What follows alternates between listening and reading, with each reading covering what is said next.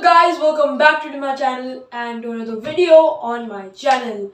So today the major series is over and today I'm not going to start a new series. As you guys might have expected, I might start a new series, but today I'm going to be reviewing a non-fiction book, a self-help book.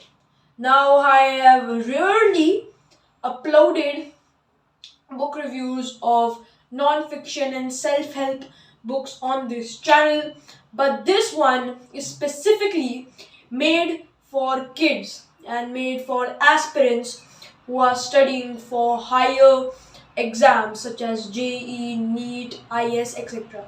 So this book is Raj Bapna's Mind Power Study Techniques, obviously written by Raj Bapna. So in this book, Raj Bapna has quoted most of his study techniques and how does he study and how he has become a successful person in his life. So he has quoted some techniques that are mentioned in this book, and this book is an amazing book and I really recommend to you guys to read this book. And without any further delay, let's just start. So the most important chapters in this book that I feel is the fourth chapter, which tells you about the 7 surprisingly easy ways to improve your memory quickly. Most of us have a very bad memory, but this chapter has explained us that how we can easily remember anything. So it has a technique which relates to memorizing spellings, memorizing things in past, memorizing things that we learned in books.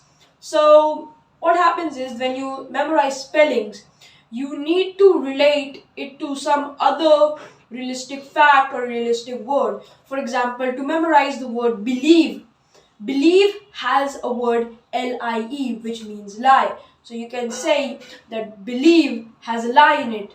So then you can remember the spelling of believe. So then it explains the method in which we can make our notes more easy to understand and more efficient, and that is the format of making mind maps. So mind maps is basically a pictorial representation of the concepts that you have learned, and it makes it easy for us to remember the concept or learn the concept. So it basically has the main part. So when you write notes, you write in an essay form, which sometimes becomes boring, and you're not able to understand that efficiently, and you need to underline the important thing and the words. But in mind map, so the thing you do is that you only highlight the main points. So you write the main points, make a bubble, write the heading in the center, make some arrows, write the subheadings, and explain it a little bit in just a short form, and remember the main things about the heading. So that is a very efficient way to study, and I have applied this mind map concept, and this is amazing. So this book also highlights the fact that sleep is very underrated, and I fully agree on this. So the average sleeping time per person is 8 hours. So now you guys might be thinking that sleeping leads to laziness. Now that only happens when we oversleep. So as I said, the average duration of time you should sleep is 8 hours. But when you exceed it, or by sleeping 10 hours or 11 hours, you feel lazy and you don't want to get out of the bed and be active and do anything else in the day. So you become very lazy. And it also tells you that when you study, you also need sleep. So when you are studying, you also tend to forget the next day, and research has proven that we forget 82% of things within 24 hours that we have learned the day before, if without any revision. So sleep here is very important. So if you don't get sufficient sleep, for example, the waking time of a person is 4 a.m. in the morning. So when you wake up at 4 a.m., you need to sleep early. So when you study, sometime we tend to study longer in the night. So for example, you're studying for an important exam and you stay up 2 a.m. before the exam, and your waking up time is 4 a.m. So you only get 2 hours of sleep. So is that enough? So it's not enough. You need to get at least 8 hours of sleep. So then the next day you feel lazy, obviously, because you have not got enough sleep, and you need that sleep because to perform better in that examination. And you might have forgotten the thing without sleeping. So sleep is very important. Another thing that it has highlighted in this book is taking vitamins and mineral medicines. So in this book, Raj Bapna has told that the importance of taking vitamin medicines. So not every food has enough vitamins that is needed by our body.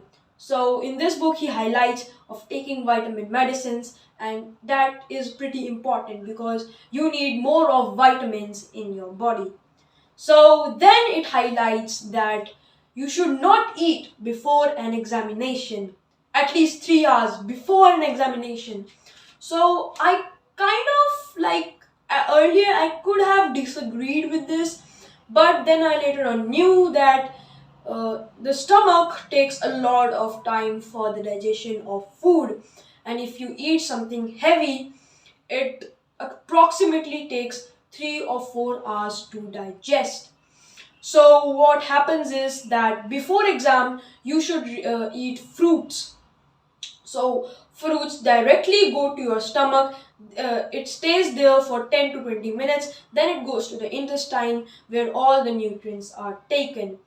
And then it also focuses on taking breaks. Now, taking breaks is an underrated fact, and I fully agree on this, because when you are studying for like 2 hours straight, you tend to forget things, and you sometimes get lazy. So you need to take rest for at least 5 minutes.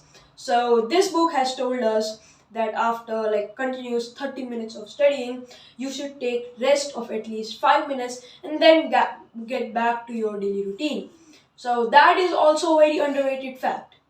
So this is it for my review. Now I want to focus on the importance of why you should buy Raj Bapna's Mind Power Study Techniques. The reason why you should buy this book is simply because you can ace your examination. So earlier on in this book, I told you that this book right here is very important for the exam purpose. So if you have to give competitive exams such as NEET, JEE and IS, this book is amazing. You should read this book. For me, this book is also helpful. Now you guys might be thinking why this book is so helpful for me. But I think it is helpful for every age, and everyone might be struggling with studies in some way. So you should definitely read this book for any ages. I recommend this book for any ages from class 4 to class 12. Anyone can read this book. So this book, as I described, is amazingly full of facts, full of knowledge, full of very important techniques that you should follow. So one part of this book focuses on concentration. So it had a very old 300-year-old technique that was discovered by the Indian scientist, which was the Sri Yantra. So you can see this is the Sri Yantra poster. So I'm gonna show it on the screen. This is the Sri Yantra. So Sri Yantra is basically a optical illusion. So it has a white dot in the middle, and you have to focus it for at least 3 minutes. So there will be a certain optical illusion there. So then it will help you to concentrate. So this was the end of this video. I hope you enjoyed my video, and I'm gonna see you guys next Monday with another video. Till then, goodbye.